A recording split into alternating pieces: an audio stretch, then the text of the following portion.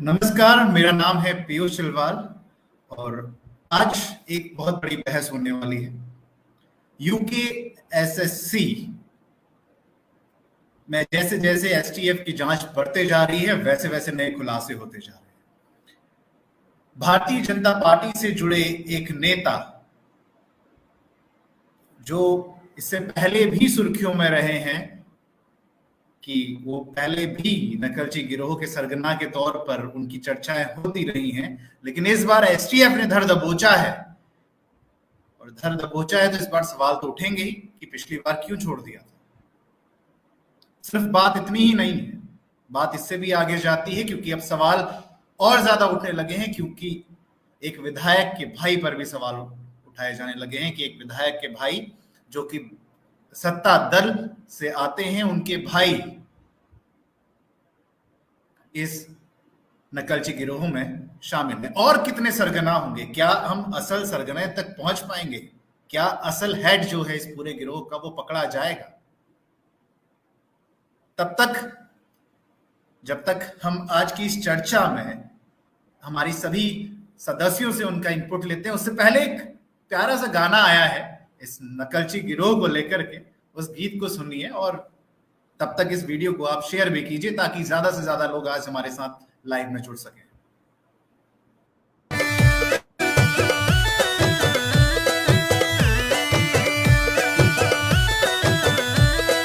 बेरोजगारी बढ़न लगी नेताजी ल्यावा थोड़ा सी, चोरों को दुर्भाग एगी वेगी पेपर लीक, भेजी वेगी पेपर लीक।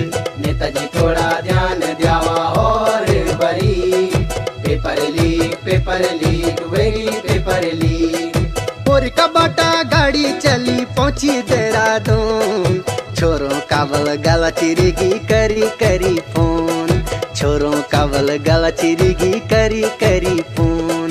नेताजी थोड़ा ध्यान द्यावा और बरी, पेपर लीक वेगी पेपर लीक।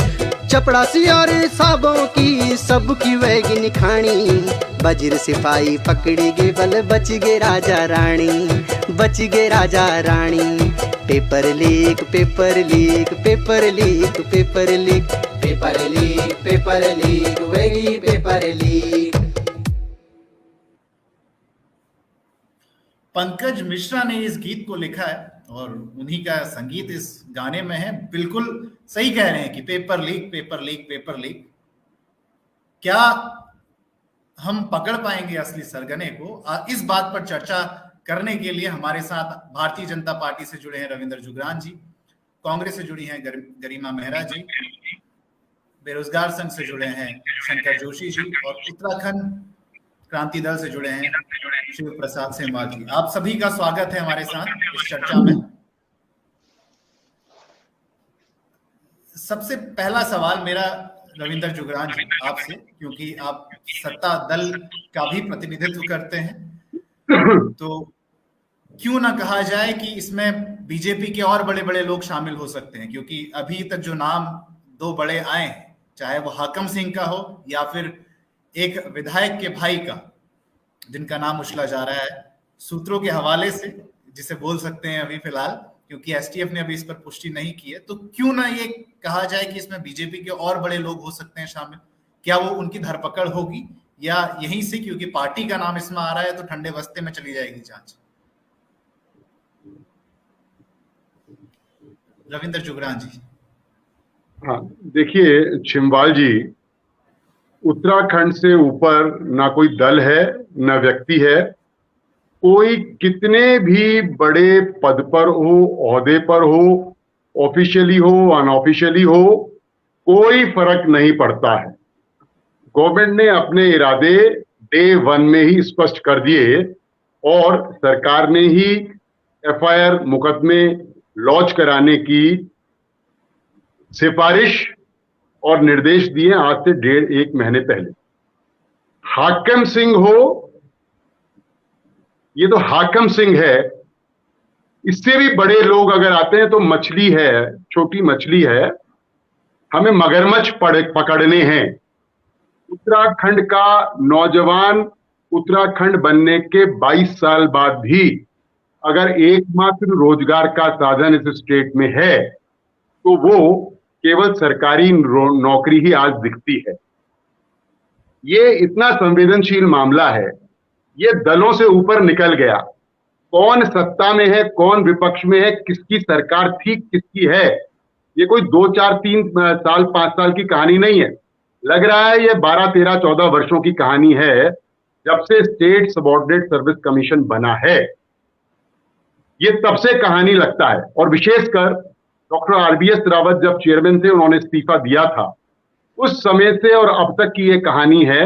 इसलिए इसको दलों में मत बांटिए, इसको दलों के इर्द गिर्द मत समेटिए।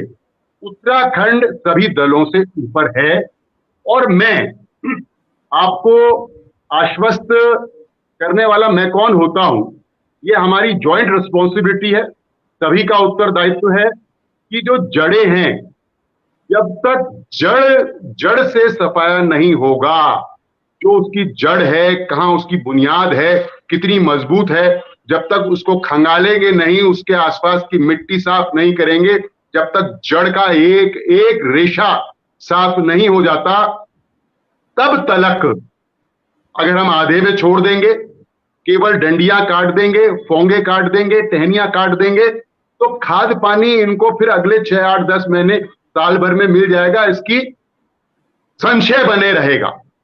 और अगर इस बार चूक गए तो ये जो उत्तराखंड का नौजवान उत्तराखंड के अंदर देहरादून, हल्द्वानी से बाहर जाकर भी इलाहाबाद के अंदर, लखनऊ में बैठकर इन प्रतियोगी परीक्षाओं के लिए तैयारी करता है, वो नौजवान कहीं ये मान के ना बैठ जाए कि नौकरी केवल पैसा फेंक के मिलती है, मेहनत, योग्यता और मेरिट पे नहीं मिलती है। तो यह संशय और यह परसेप्शन हम सबको दूर करने की जरूरत है और लीड इसमें सरकार को लेनी है और सरकार इसमें लीड ले चुकी है।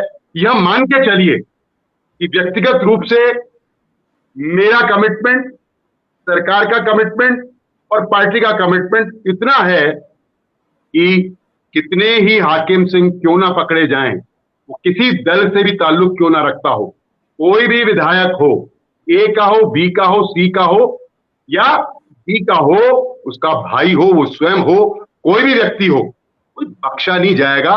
और STF काम कर रही है, आवश्यकता पड़ेगी और अगर गवर्नमेंट सेटिस्फाइड नहीं हुई इस STF की इंक्वायरी से, और भी बड़ी इंक्वायरी इसमें जांच जो है उसके सुपुर्द ये किया जाए। गरिमा जी, क्योंकि बीजेपी से पहले आपकी सरकार रही है, आप शायद, एक मिनट मुझे अनम्यूट, हाँ जी, क्योंकि बीजेपी से पहले आपकी सरकार रही है, तो 10-12 साल का अगर ये पीरियड बात की जाए तो कहीं ना कहीं इसमें कांग्रेस के हाथ भी शामिल हैं, ये कहने में कोई गुरेज नहीं, क्योंकि इससे पहले जो घोटाले हुए हैं वो कांग्रेस के टाइम पर भी इसके खुलासे हुए थे, जो पेपर लीक के मामले हुए थे, लेकिन तब की सरकारों ने जांच पूरी नहीं की। क्यों नहीं की और आज क्या स्टैंड है आपकी पार्टी का?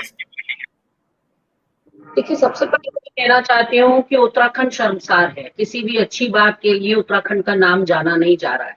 आप देखिए, आज उत्तराखंड के अंदर मध्य प्रदेश की तर्ज पर व्यापम घोटाले के बराबर, या शायद अभी तार से तार जोड़ेंगे तो शायद उससे भी बड़ा घोटाला ये साबित हो, इस तरह के घोटाले के हम लोग साक्षी बन रहे हैं। ये दुर्भाग्यपूर्ण और विडंबना ही इस प्रदेश की कही जा सकती है। जहां तक रविंदर जुगरान जी हो या दूसरे प्रवक्ता हो, तमाम डिबेट्स में जो शामिल हो रहे हैं मेरे साथ, कोई भी इस बात की माफी नहीं मांग रहा है कि हाँ, हमसे जुड़ा हुआ व्यक्ति गिरफ्तार हुआ है और भारतीय जनता पार्टी की संलिप्तता साफ साफ इसमें सामने आ रही है।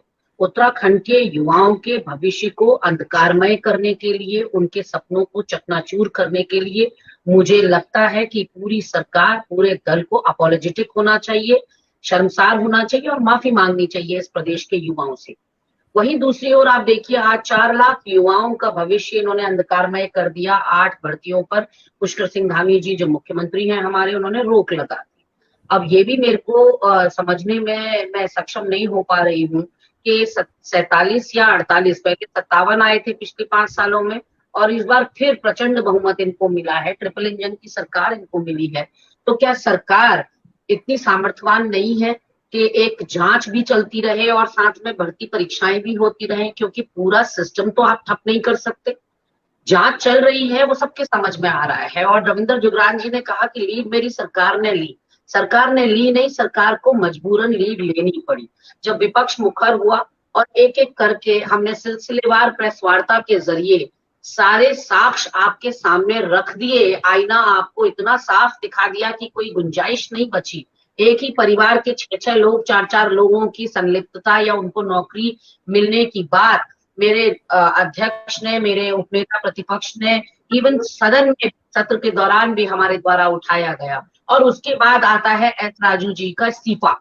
जब एस राजू जी का इस्तीफा आया तो इतना बड़ा हाथी निकल कर आ गया। ये तो अंग्रेजी में कहावत है कि cat out of the bag, लेकिन आउट ऑफ द बैग नहीं, elephant out of the bag आ गया जब एस राजू ने इस्तीफा दिया। और बहुत भावुक मत से, नैतिकता के आधार पर भी उन्होंने इस्तीफा दिया, और जमीर भी शायद उनका गवाही नहीं दे रहा था ऐसे आयोग की अध्यक्षता करने के लिए, और उनका जमीर जागा और उन्होंने बहुत भावुक होकर दो बातें मुख्यतः कही कि इसमें दो बातें, जो मुख्य बात राजू जी ने कही कि इसमें सफेद पोशों का यानी कि सत्तासीनों का दबाव है, और कहीं ना कहीं उन्होंने माफियाओं की बात कही कि भर्ती में माफियाओं की पूरी संलिप्तता है। तो ये दो बातें उन्होंने इतनी बड़ी सरकार के ऊपर तमाचा मारा कि सरकार बैकफुट ले ही नहीं पाई। सरकार की तो पूरी कोशिश थी सहकारिता की तरह, जैसे धन सिंह रावत को लगातार सरकार बचा रही है, जबकि पता है कि सहकारिता विभाग के ब्लैक शीप धन सिंह रावत हैं, उसके बावजूद उनके गिरेबान पे हाथ डालने की हिम्मत सरकार नहीं कर पा रही है। तमाम अखबार पड़े थे उन दिनों, जब आपको याद होगा नई सरकार पुष्कर सिंह धामी जी की बनी थी, 10-12 दिन हार्डली हुए थे। भाई भतीजावाद की और बंदरबाट नौकरियों की जो सहकारिता में हुई, उसको लेकर हम धरने पर बैठे, सचिवालय के गेट पे कांग्रेसमैन बैठे। मैं आपके पास पुनः आता हूं। हमारे साथ शिव प्रसाद सेमवाल जी जुड़े हैं यूकेडी से। सेमवाल जी, 22 साल हो चुके हैं हमें, और 22 साल में ये इतना बड़ा नेक्सस निकल करके सामने आ रहा है। क्या वजह हो सकती है कि हमारे राज्य की खुफिया एजेंसी इतने बड़े नेक्सस को पकड़ने में नाकाम रही? जब इस प्रदेश के मुख्यमंत्री को पता नहीं चला होगा? इस प्रदेश के जब मुख्यमंत्री नेक्सस वालों को बचाएंगे तो फिर पता कहां से चलेगा? आपने लगा होगा कि एक हाकम सिंह को सब लोग मास्टरमाइंड बता रहे हैं, मीडिया भी बता रहा है मास्टरमाइंड, सब लोग, सरकार भी मास्टरमाइंड बता रही है, भाजपा भी मास्टरमाइंड बता रही है। यानी जब हाकम सिंह मास्टरमाइंड है तो इसका मतलब यह है कि आप केवल हाकम सिंह तक ही अपनी जांच का दायरा सीमित कर देना चाहते हो, क्योंकि चाहे अनचाहे जब जांच आगे बढ़ेगी तो कहीं ना कहीं से विधायक भी सामने आएगा, विधायक का भाई भी कोई सामने आएगा, कोई ऑफिसर भी सामने आएगा।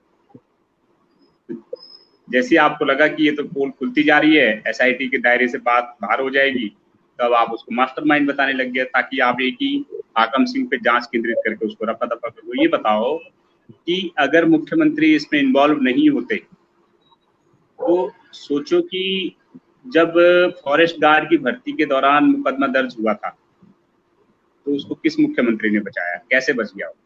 कैसे नाम बाहर आ गया उसका? क्यों नहीं फंसा हो? क्या कारण है? और जिस तत्कालीन मुख्यमंत्री के साथ उसकी सैकड़ों फोटोग्राफ्स हैं, सोशल मीडिया में भी कई सारी आ गई हैं, उनका कोई बयान नहीं आया। भाजपा ने कई दिन तक इस पे चुप्पी साधी रखी।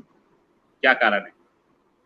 सिर्फ भाजपा के कोटे से वो जिला पंचायत सदस्य है, सिर्फ इतना भर नहीं है। आप रिकॉर्ड उठा के देख लीजिए, इन्होंने हर की दून से लेकर के मूरी और पुरोला के इलाके में कई आईएएस, कई पीसीएस और कई पुलिस अधिकारियों को जमीनें बेची हुई हैं। इन्होंने कई सेब के बागीचे इन अधिकारियों के और उनके परिजनों के नाम पे हैं, हर की दून और मूरी के इलाके में, जो कि इन हाकम सिंह ने ही बेचे। इन्होंने जो रिजॉर्ट बनाया है उसमें क्या कुछ होता था ये किसी से छुपा नहीं। आप वो जो कुछ काम करता था और जिस तरीके के वीडियो जो उससे मिलते जुलते सामने आ रहे हैं, अगर आप उसके रिजॉर्ट को और उन वीडियोस को क्लब करेंगे और जिस तरीके से उसकी सचिवालय में और देहरादून में स्थित जो उसका मकान है उसके आस पड़ोस से पूछ के देखेंगे कि यहाँ पर क्या होता था, किस तरीके के लोग आते थे, कौन लोग थे, तो आपको पता चल जाएगा। आज की डेट में तो गाड़ी नंबर से लेकर के और सारी चीजों से लेकर के एप्लीकेशन में डालो, आप सारी चीजें निकल के सामने आएगा। तो शंकर जोशी जी, सर आपके पास पुनः आता हूं मैं। शंकर आपके पास दोबारा आता हूं सर। जी, शंकर जोशी जी हमारे साथ जुड़े हैं। मैं एक युवा की पीड़ा भी जानना चाहूंगा कि एक युवा जो तैयारी करता है हर परीक्षा की, क्योंकि बेरोजगार संघ से हैं और कई परीक्षाओं की तैयारी भी करते हो, तो कैसा एक युवा कैसे सोचता है कि आप इतनी सारी परीक्षाओं की तैयारी कर रहे थे और आखिर में पता चला कि भाई उन परीक्षाओं में तो आपका होना ही नहीं था, क्योंकि वहां पहले से सेटिंग हो गई थी, अपना अपना कोटा फिक्स कर लिया था, फलाने विधायक के बेटे के इतनी सीटें हैं और फलाना आदमी इतनी सीटें उसके लिए हैं, तो अलग अलग हिसाब से बोली लग रही थी। तो एक युवा कैसे सोचता है अपनी तैयारियों को लेकर? सर देखिए, हम लोग रात दिन करके पढ़ाई करते हैं, कम से कम कुछ भी नहीं तो मैं सुबह 5 बजे से रात के 9-10 बजे तक कंटिन्यू पढ़ाई करता हूँ। अभी मैं जैसे 8 बजे यहाँ पहुंचा तो आपका मैसेज आया तो मैं जुड़ गया, अन्यथा मैं अभी पढ़ाई में होता नहीं। सुबह 5 बजे से रात के 9 बजे तक जब हम पढ़ाई कर रहे हैं और वास्तव में पढ़ाई कर रहे होते हैं, तब हम ऐसा नहीं कि ये ओपन हो जाता है बाजार में। जैसे ही फॉर्म निकलते हैं, परीक्षा नजदीक आती है, बाजारों में सुनने लग जाते हैं, वो आदमी 15 लाख रुपए की बात कर रहे हैं, वहां 15 लाख रुपए दूसरा हो जाएगा कह रहे हैं, और कोई किसी से बात करेगा कोई, और ओपन सरेआम चौराहों में ये बात होती है, 15 लाख रुपए तो हो जाएगा, 10 लाख तो हो जाएगा, 20 लाख तो हो जाएगा। अरे आप एक बात ये बताइएगा, ये हाकम सिंह रावत 2019 में फॉरेस्ट गार्ड में जब पकड़े गए थे, उस समय किस सफेद पोश ने इसको बचाया? अगर नहीं बचाया होता तो आज ये दिन देखने को शायद नहीं मिलता बेरोजगार। हमारी पीड़ा तो ये है कि यही सफेद पोश अपने लोगों को बचाते हैं और यही बाद में इन्हीं के लिए घातक बन के फिर रहे हैं। और 2019 के फॉरेस्ट गार्ड भर्ती में जुगरान जी, 2019 में आप ही की सरकार थी, 2019 में किसने बचाया हाकम सिंह रावत को फॉरेस्ट गार्ड की भर्ती में, घोटाले में? किसने इसकी एफआईआर वापस ली? किसने इस व्यक्ति को संरक्षण दिया? वहां तक तो ना, वहां जाना बहुत नामुमकिन सा दिखता है हमको एसटीएफ के द्वारा, क्योंकि एसटीएफ सरकार के अधीन काम करती है। एसटीएफ पुलिस तो है, पुलिस किसके अधीन होती है? एक बार अगर वास्तव में जुगरान जी, अगर वास्तव में आप लोग ना ईमानदारी के साथ न्याय चाहते हैं छात्रों के साथ, ये पूरे छात्र सुन रहे होंगे कि आपकी सरकार को तुरंत सीबीआई जांच या हाईकोर्ट के सिटिंग जज के अधीन जांच का आदेश दे देना चाहिए, रिक्वेस्ट कर देनी चाहिए। आप वास्तव में आप सारे डिबेट सुन रहे हैं, वो परीक्षार्थी जो निकल चुके हैं, जो नहीं निकले, वो सब चाहते हैं सीबीआई जांच हो, सब चाहते हैं। आप देख रहे होंगे सोशल मीडिया में सीबीआई जांच के लिए कितनी मांगे हो रही है छात्रों की ओर से। नहीं करेंगे आप लोग, क्यों? क्योंकि हाकम सिंह रावत को बचाने वाले आपके बहुत बड़े बड़े सफेद पोश हैं। वो कौन है पूरी दुनिया जानती है इस बात को। और दूसरा, क्या सेंटर को ये बात पता नहीं चल चुकी होगी कि हाकम सिंह रावत का संरक्षित कौन है, कौन संरक्षण कर रहा था, कौन इसमें किसका नाम आ रहा है? अच्छा, विधायक के बेटे का, विधायक के भाई का नाम छोड़ दीजिए आप, यहाँ आपके बहुत बड़े बड़े कुर्सीदार जाने वाले हैं अगर सही जांच हो तो। अब हमें भय है किसको? हम जैसे छात्रों को क्या भय है कि बड़े बड़े मंत्रियों का, बड़े बड़े मंत्री छोड़ दो, आपको पता ही है उनका नाम आने वाला है, इसलिए इस जांच पर लीपापोती न हो, पार्टी की बदनामी हो जाए, इसलिए इसको लीपापोती करके शांत कर दिया जाए। अरे वास्तव में ईमानदारी है ना, वास्तव में पार्टी में ईमानदारी है। पार्टी के बड़े बड़े दिग्गज भी सुन लेंगे कहीं तो, एक सीबीआई जांच का आदेश करें, 2 अरे इतने प्रदेशों में पिछले 2 साल का रिकॉर्ड दिखा दूं मैं आपको। क्या मध्य प्रदेश में पीईबी के 3 पेपर रद्द, कौन से? वरिष्ठ कृषि विकास अधिकारी, ग्रामीण कृषि विकास अधिकारी, स्टाफ नर्स। बिहार में बीपीएससी 2022 की परीक्षा रद्द होने के बाद यूपी टेट का पेपर आपकी योगी सरकार ने रद्द।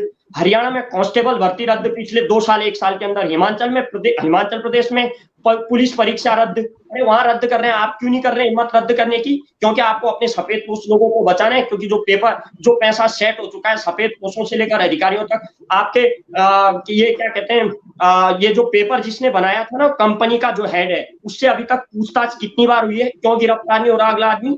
क्यों? उससे सख्ती से जिस दिन पूछताछ होगी, वो बड़े बड़े सफेद पोशों का कुर्ता उतार के रख देगा। ये कुर्ता उतारने के लिए आप में हिम्मत चाहिए। बीजेपी में सत्ता, ये बीजेपी कहती है ना हम पार्टी विद डिफरेंस है, हमारा ये जीरो टॉलरेंस है। अरे जीरो टॉलरेंस है तो सीबीआई जांच कराइए, हम मानेंगे आपका जीरो टॉलरेंस है। जीरो टॉलरेंस है तो आप एक अधिकारियों से एक बार एस राजू से पूछिए आपके ऊपर किसका दबाव था। शंकर जी आपके सभी सवालों का जवाब हम रविंदर जुगरान जी से लेते हैं। जुगरान जी, अब सवाल तो आप ही से होंगे कि जब पहले आपने छोड़ दिया था, इस बार तो गले तक आ गई बात, तो इसलिए आपने उसको दोबारा धर दबोचा। कैसे उम्मीद की जाए कि एसटीएफ इस बार, क्योंकि यही एसटीएफ पहले भी जांच कर रही थी, और इस बार हम कैसे विश्वास कर लें कि बड़े लोग पकड़े जाएंगे? कहीं ये तो नहीं कि सिर्फ बकरे को पकड़ लिया गया है, एक मछली को पकड़ लिया गया है, और उस मछली की आड़ में हम लोग ये कह रहे हैं कि नहीं जी यही मगरमच्छ है, यही मछली मगरमच्छ है। मछली को कहीं मगरमच्छ साबित करने की कोशिश तो नहीं की जाएगी?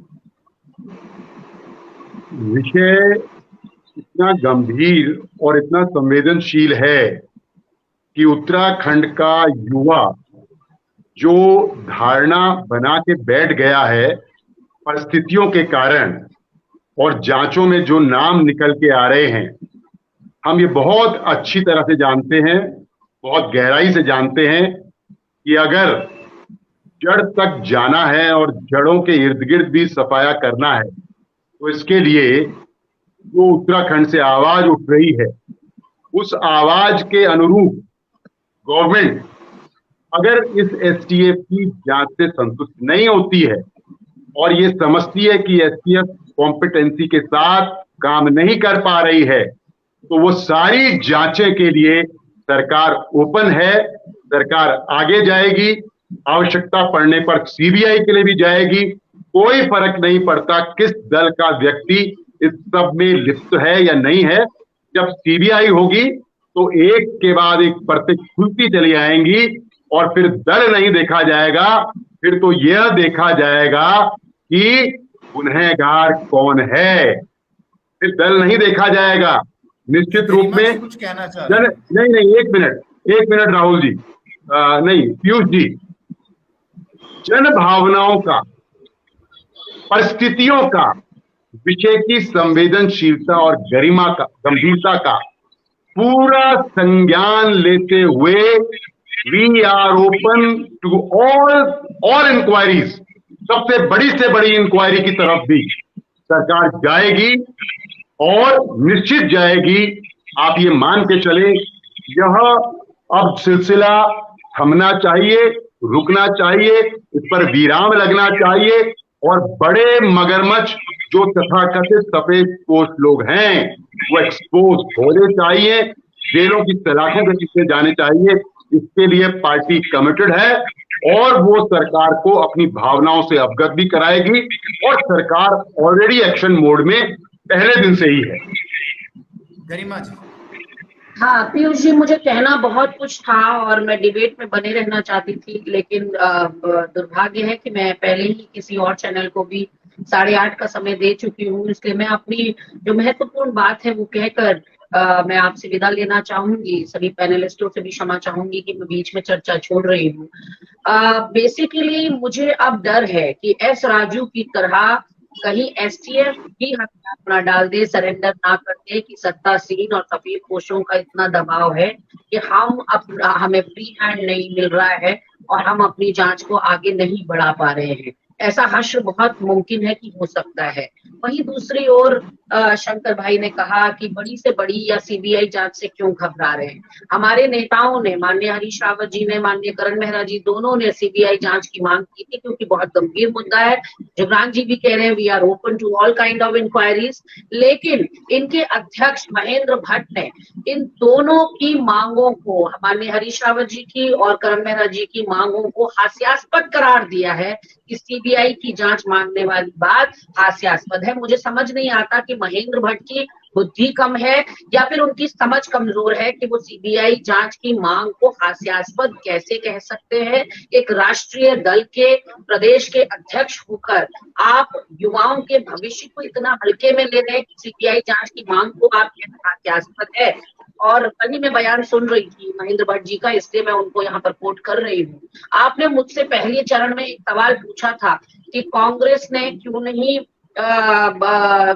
जांचें करवाई। पहली बात तो ये कि किसी भी 12 से 17 तक मेरी सरकार रही, अगर आप किसी को व्यक्ति को सामने लाते हैं, किसी व्यक्ति विशेष के खिलाफ आपके पास प्रमाण या सबूत हैं, तो निश्चित तौर पर मुझे लगता है कि मैं सबसे पहली महिला होंगी जो अपनी पार्टी की ओर से क्षमा याचना करूंगी और उस व्यक्ति के खिलाफ कड़ी से कड़ी कार्रवाई की पूरी मैं एंडोर्स करूंगी कि उसके खिलाफ कार्रवाई होनी चाहिए। उसके लिए पूरे दल को आप नहीं शामिल कर सकते, लेकिन हाँ, आप प्रमाण और सबूत के साथ किसी व्यक्ति विशेष पर उंगली रखिए पहले। और जो 7 से 12 के बीच में हम घोटालों की बात करते रहे, 7 से 12 के बीच में जो भाजपा की सरकार थी, हमारा जो टेन्योर रहा 12 से 17 के बीच में, वो इतना उठापटक कर रहा। मैं इसको एक लेम एक्सक्यूज की तरह या एक ढाल बनाना नहीं चाहती, लेकिन हम उस वक्त दैवीय आपदा से जूझे, वो हमारे लिए प्रायोरिटी था। फिर बहुगुणा जी को अलविदा पार्टी से कहना पड़ा और हरीश रावत जी ने मोर्चा संभाला। तो उन सब चीजों को अभी छोड़ते हैं फिलहाल के लिए। मैं आपको रीजन बता रही हूँ पीयूष जी, मैं रीजन बता रही हूँ कि 7 से 12 के बीच की जांचें क्यों नहीं हुई, आपने पूछा। 4 मुख्य कारण है। दैवीय आपदा, दूसरा बहुगुणा जी का हटना, रावत जी का बनना।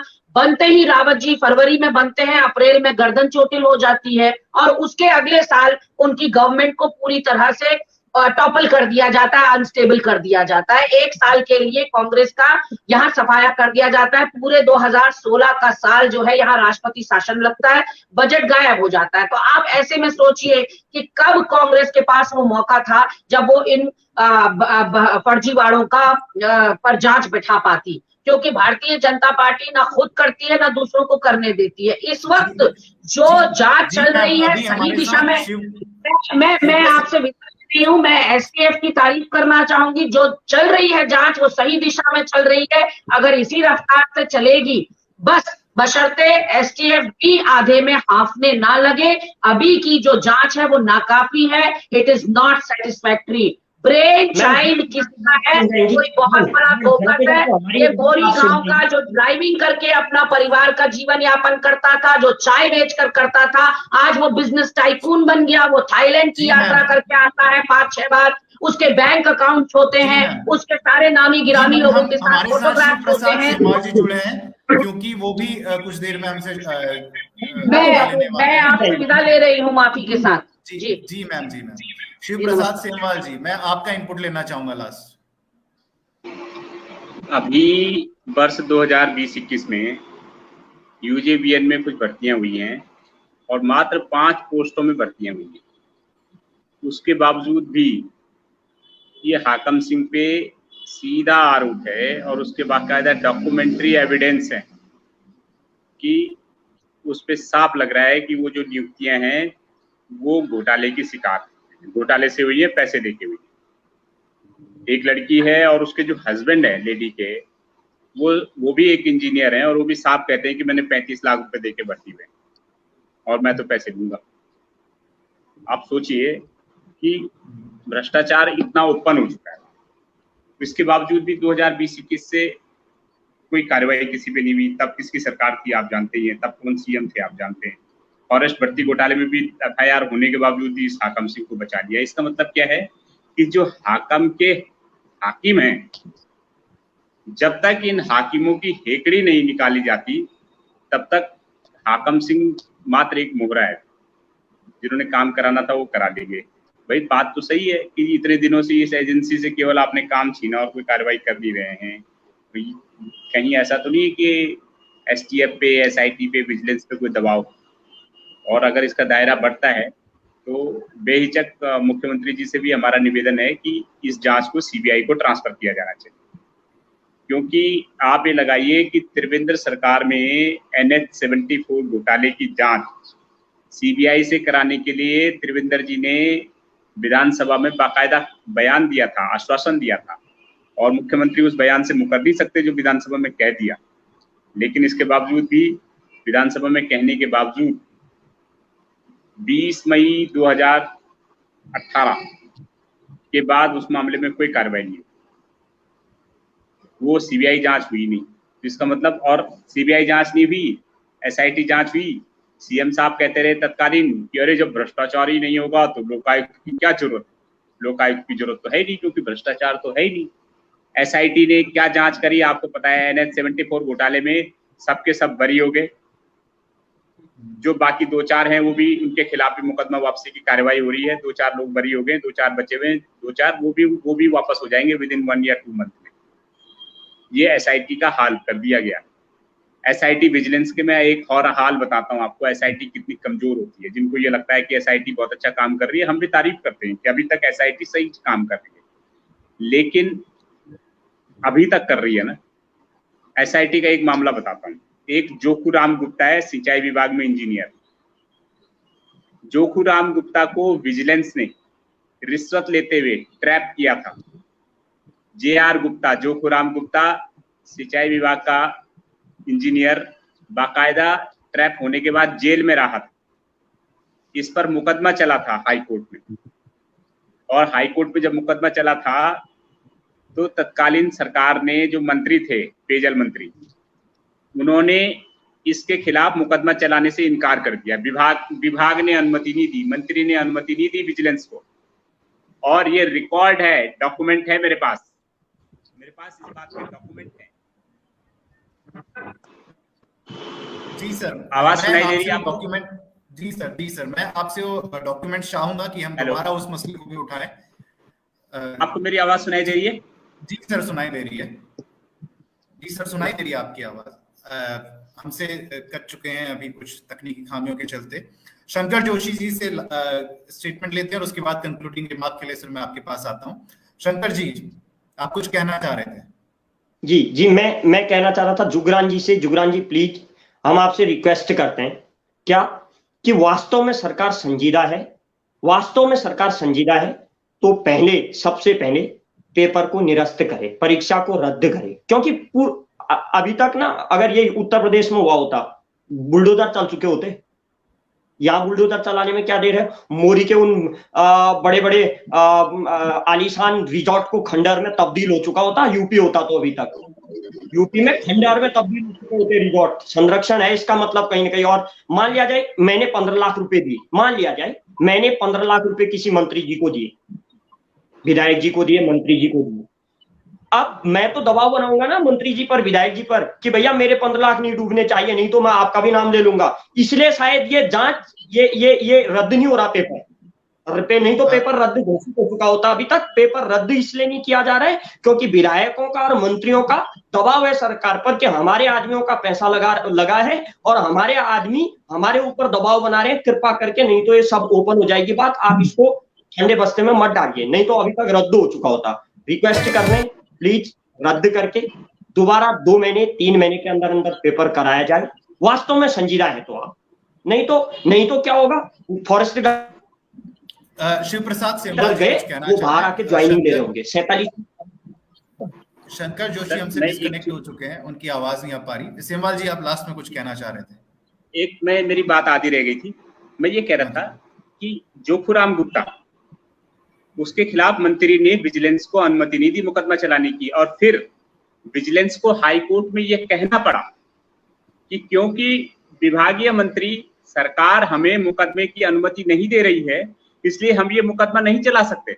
और विजिलेंस ने हाई कोर्ट से वो मुकदमा विड्रॉ कर लिया। समझ गए आप? जी बिल्कुल। जुगरान जी, अब सवाल आपसे कि विजिलेंस भी कितना फड़फड़ाएगी। ये जैसे सीबीआई केंद्र का तोते पिंजरे का तोता है, उसी तरीके से एसआईटी, एसटीएफ, विजिलेंस भी ये स्टेट गवर्नमेंट के पिंजरे के तोते हैं। अब इनको कितना उड़ने की इजाजत होगी, मुख्यमंत्री की दया पर निर्भर करता है। अब देखते हैं। लेकिन जिस तरीके से पिछली बार विजिलेंस के मुकदमा दर्ज करने के बावजूद हाकम सिंह बच गया, क्योंकि उसका हाकिम त्रिवेंद्र सिंह रावत था, जो लोकायुक्त तक इसलिए नहीं लाया, और जिसके खिलाफ, जो एकमात्र ऐसा सीएम है कि जिसके ऊपर सीएम रहते हुए हाई कोर्ट ने बोला कि मुकदमा दर्ज किया जाए इसके खिलाफ। सीबीआई को आदेश दिए थे कि इसके सिटिंग सीएम के खिलाफ मुकदमा दर्ज करो। पहला ऐसा मुख्यमंत्री होगा देश के इतिहास में। और वो बोलता था कि कंक्लूडिंग स्टेटमेंट जुगरान जी से। जी जुगरान जी, हम कह रहे हैं कि इसकी सीबीआई जांच जब तक नहीं हुई, मुझे नहीं लगता कि विजिलेंस को ज्यादा ऊंचा उड़ने दिया जाएगा। जुगरान जी, और ये सवाल अब प्रमुखता से उठ रहा है, और जब आप कहते हैं कि आप पब्लिक मैंडेट के साथ जाएंगे, तो जब पब्लिक मैंडेट है कि आपको सीबीआई से जांच करवाई जाए, पब्लिक ये चाह रही है कि आप सीबीआई से जांच करवाएं, विपक्ष ये मांग कर रहा है कि सीबीआई से जांच करवाई जाए, वो जो अभ्यर्थी इस परीक्षा की तैयारी कर रहे हैं वो ये चाहते हैं कि सीबीआई से जांच करवाई जाए, तो क्यों सरकार नहीं चाह रही? सरकार आखिर किसको बचाना चाह रही है? क्यों सीबीआई से जांच नहीं हो रही? पीयूष जी, आपको मेरी आवाज सुनाई दे रही है? जी बिल्कुल सुनाई दे रही है। आपको मेरी आवाज सुनाई दे रही है? जी सर, हेलो, सुनाई दे रही है आपकी आवाज। आपको मेरी आवाज सुनाई दे रही है? जी सुनाई दे रही है ना? देखिए, पहले तो मैं आपको एक क्लियर कर दूं कि ये कांग्रेस, बीजेपी, यूकेडी, अन्य दलों का खाली मसला नहीं रह गया है। इसको स्टेट का मसला समझिए। ये नौजवानों की बात है, युवाओं की बात है। राज्य पे कलंक लगा है जो 10 साल का जो गड़बड़ी हो रही है, 10, 12, 13 वर्षों से। ये दलगत राजनीति से ऊपर उठकर जब तक हम संवेदनशील होकर इस मसले का समाधान नहीं निकालने की सोचेंगे और केवल आरोप प्रत्यारोप तक लिप्त रहेंगे, इसका रिजल्ट नहीं निकलने वाला है। एक आवाज होनी चाहिए, एक वॉइस होनी चाहिए, ठीक? और किसने ऐसा कह दिया कि स्टेट गवर्नमेंट ने सारे रास्ते बंद कर दिए? स्टेट गवर्नमेंट सारे रास्ते आज भी खुले रख रही। आवश्यकता पड़ेगी तो सीबीआई इंक्वायरी भी सेटअप की जाएगी, निश्चित रूप में की जाएगी। अभी एसटीएफ अपना काम कर रही है। कौन कह रहा है, किसने ऐसा कह दिया कि इसमें सीबीआई इंक्वायरी इनिशिएट नहीं की जाएगी? कौन है ऐसा ऑफिशियल कमेंट गवर्नमेंट की तरफ से? आप मुझे बताइए किसने ऐसा ऑफिशियली कह दिया हो। तो हम we are open for all higher inquiries. जो भी बड़ी एजेंसियां हैं, कोर्ट है, सीबीआई है, तमाम लोग हैं जिन पे विपक्षी दल अभी कह रहे हैं तोता है सीबीआई, एसआईटी भी तोता है, एसटीएफ भी तोता है। तो भाई आप ही बता दो, कल सीबीआई भी सेटअप हो जाएगी तो आप कहेंगे साहब तोड़ मरोड़ दिया। तो पहले तो विपक्षी दल ये तय कर लें कि वो चाहते क्या हैं। हमें जो करना है हम पूरी ईमानदारी के साथ करेंगे, ठीक? अभी मेरे ही पैनलिस्ट ने कहा कि साहब एसआईटी भी तोता है, एसटीएफ भी तोता है, सीबीआई भी तोता है। अरे भाई, तो तोते से इंक्वायरी की बात क्यों कर रहे हो? आप अपना रुख अपना लीजिए। लोकतंत्र में कई रास्ते खुले होते हैं। हिम्मत, कमिटमेंट, जज्बा, जुनून की आवश्यकता होती है। बयानों से कमिटमेंट शो नहीं होता है, वो किसी भी दल का व्यक्ति हो। शिव प्रसाद सेमवाल जी, आप कुछ कहना चाह रहे थे? उसके साथ वैसे तो मुझे टाइम हो रहा था, और हमारे जुगरान जी विद्वान आदमी है, और इन्होंने खुद पिछली सरकार भी भाजपा की थी और ये भी भाजपा में थे भाई साहब। इन्होंने, त्रिवेंद्र जी ने कहा कि अगर किसी को भ्रष्टाचार पे कोई बात कहनी है तो शपथ पत्र दें, कार्रवाई करूंगा। इन्होंने खुद शपथ पत्र पे लिख के दिया था खुद भाई साहब ने, और खुद कोई कार्रवाई नहीं की त्रिवेंद्र जी ने। खुद त्रिवेंद्र जी ने बोला था मैं सीबीआई जांच कराऊंगा NH-74 की, खुद उन्होंने नहीं करवाई सीबीआई जांच। मेरे कहने का मतलब इतना है सर कि सीबीआई केंद्र का तोता है, तो केंद्र के अगर मंत्री फंसेंगे तो उनके खिलाफ कर सकती है। स्टेट गवर्नमेंट में मुझे लगता है कि एसआईटी से ज्यादा बेहतर काम करेगी, इतना मेरा कहने का मतलब। मुझे लगता है कि एसआईटी पे कहीं ना कहीं स्टेट गवर्नमेंट अगर ज्यादा दायरा बाहर जाएगा तो मुझे लगता है कि स्टेट गवर्नमेंट शायद प्रभाव में आ जाए। या जिस तरीके से मैंने JR गुप्ता का उदाहरण दिया, स्टेट गवर्नमेंट ने बोल दिया कि साहब हमें वो जेल चला गया मुकदमे में। अरे सेमवाल जी, लोकतंत्र में एक रास्ता नहीं होता है। अगर आप सरकार को शंका की दृष्टि से देखते हैं, बाकी भी ऑप्शंस खुले हैं। आइए, हिम्मत करिए, कमिटमेंट दिखाइए। उत्तराखंड के अंदर एक ही राजनीतिक दल नहीं है, सत्ता में तो एक ही है, लेकिन वैसे तो 5 दल और भी हैं। कहां है कमिटमेंट, कहां है जुनून, कहां है प्रामाणिकता? बयानों से प्रामाणिकता नहीं दिखती है, एक्शन में दिखती है। ये सेमवाल जी और जुगरान जी, आप तो लड़ते रहेंगे, कृपा करके पेपर रद्द करके रीएग्जाम कराने की हिम्मत दिखा दीजिए, तब हम मानेंगे कि आपकी सरकार वास्तव में काम करने वाली सरकार है। अन्यथा सब टीवी में आकर अपनी अपनी राजनीतिक रोटियां सेक रहे हो। बहुत बहुत धन्यवाद आप लोगों का।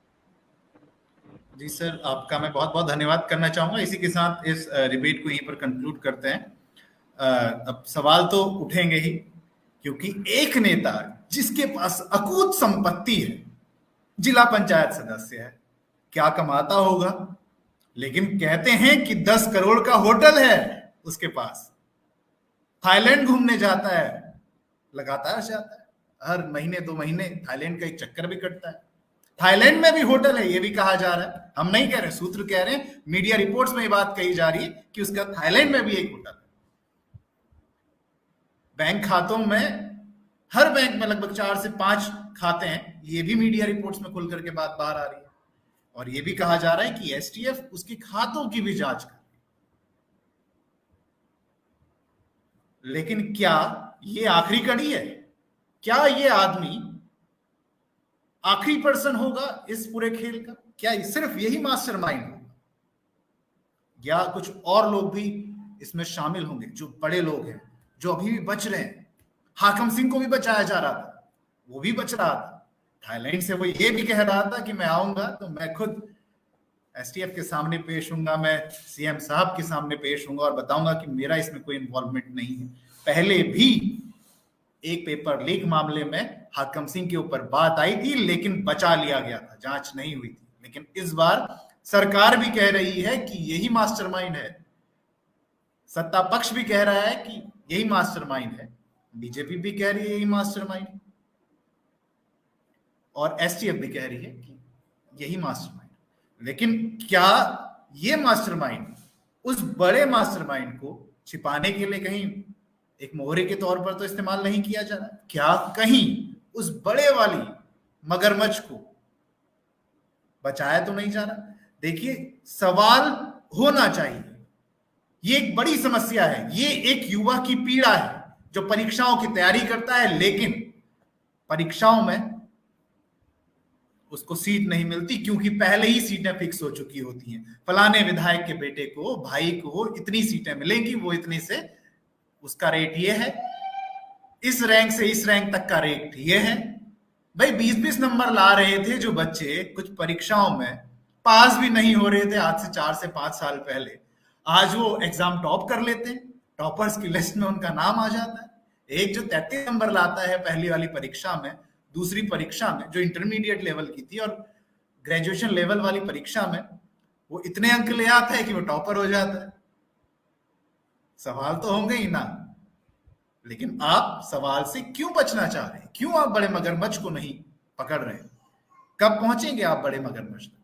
पब्लिक की डिमांड ये है, पब्लिक सेंटीमेंट्स ये है कि या तो सीबीआई से जांच करवाइए या फिर हाईकोर्ट के रिटायर्ड जज से के अंदर इसकी जांच करवाइए। सिर्फ इतने से काम नहीं होगा, आगे कोई भी भर्ती परीक्षा उसकी मॉनिटरिंग भी होनी चाहिए, लगातार मॉनिटरिंग की जानी चाहिए। और सबसे बड़ा सवाल यह है कि इतना बड़ा नेक्सस चल रहा था, क्या इसकी खबर किसी को नहीं थी? क्या इसकी कोई भनक नहीं थी? क्या कोई खुफिया रिपोर्ट्स नहीं आई कि भैया इतने वक्त से ये नेक्सस चल रहा है, ये खेल चल रहा है, पेपर लीक खेल चल रहा है, कभी ओएमआर शीट में छेड़छाड़ वाला काम चलता है? तो सवाल तो होगा ही, क्यों नहीं होगा?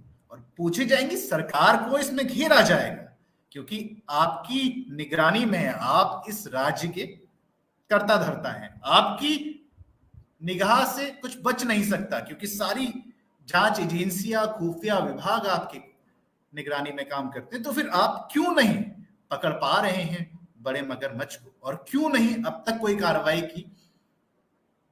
सबसे बड़ा सवाल। आखिर में विदा चाहूंगा आपसे एक गीत के साथ जो पेपर लीक मामले पर लिखा गया है और गाया गया है, तो सुनिए इस गीत को, उसके साथ विदा चाहता हूं आपसे।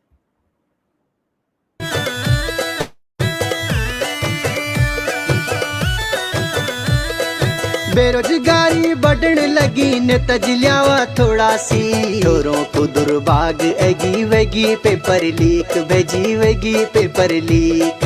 नेताजी थोड़ा ध्यान द्यावा और बरी, पेपर लीक वेगी पेपर लीक। और का बाटा गाड़ी चली पहुंची देहरादून, छोरों का बल गला चिरगी करी करी फोन, छोरों का बल गला चिरगी करी करी फोन। नेताजी थोड़ा ध्यान द्यावा और बरी, पेपर लीक वेगी पेपर लीक।